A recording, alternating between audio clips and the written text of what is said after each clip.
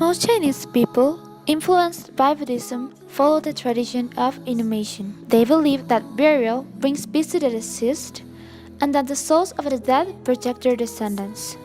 They have a lot of respect for their ancestors and they worship them and pray for their protection, which is also believed to bring them luck. Family and family structure are very important for Chinese people. One way their understanding of that is portrayed on a personal level is when the younger family members take care of the funeral's preparation as a way to show their devotion for their family. This is based on filial piety, a very important principle of Confucianism.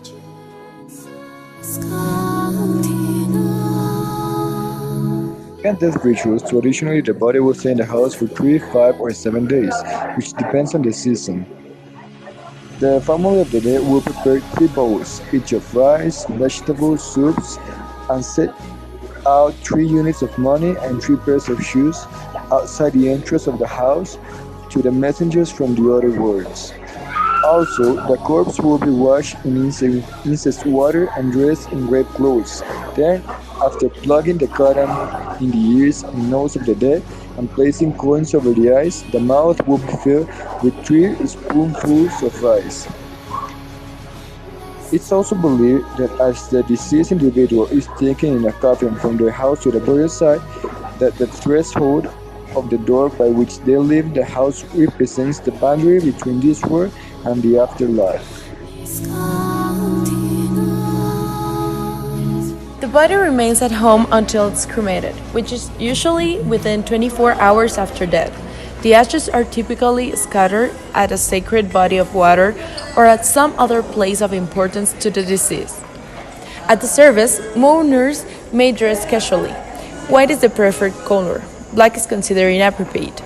An open casket will be present with a carta presiding over the proceedings.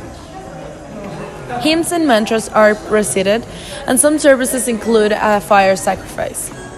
Offerings are made to gods. Flowers may be offered, but bringing food is not part of the Hindu custom. There is always an open casket, and guests are expected to view the body. The carta and senior family members conduct the ceremony. Guests of other faiths, as well as Hindus, are welcome to participate, but not expected to do so.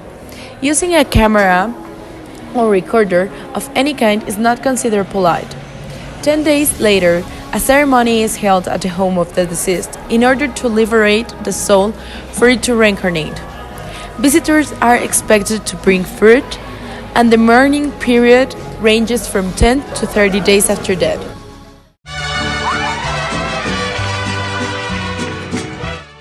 In Mexico, when someone dies, it's normally taken to a church and we have a ceremony with friends and family of the deceased. Then it's taken to the graveyard and placed at his final resting place. We have a tradition called Dia de los Muertos. On this day, the spirit of the dead can come to the living world, but only if you place a picture in an altar of the person you're trying to commemorate. In the altar, you place food and stuff the person liked when it was alive. This is made for the dead to eat what they can get in their death worlds. We also have alebrijes that are spirit animals that guide the dead to their altars and back to the death world.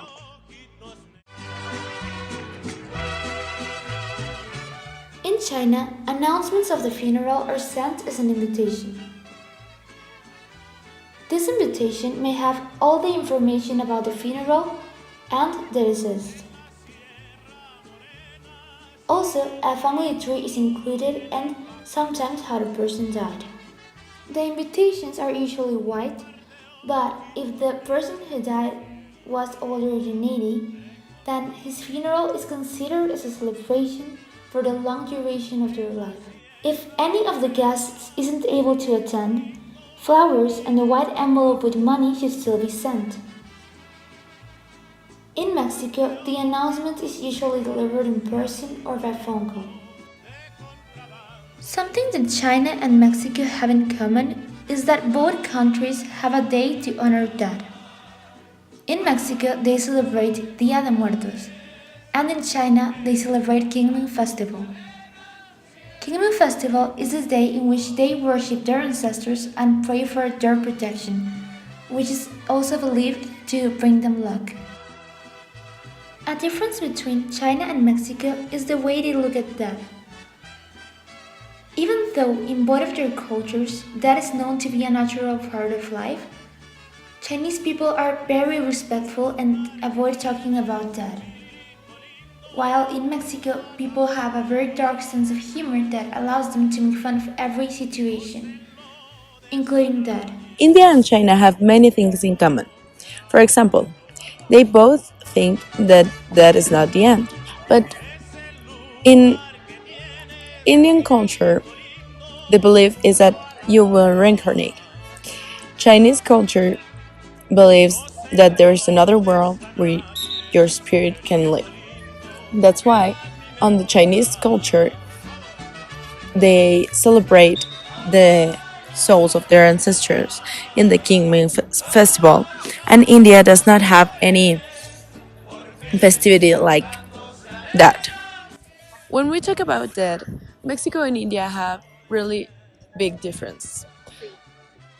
One of the biggest differences would be the color of the clothes you will wear to a funeral.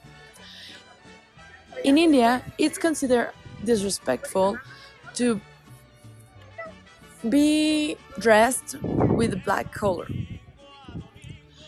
People is asked to come as casual as they can on white clothes. And in Mexico, it's really unrespectful to go casual to a funeral.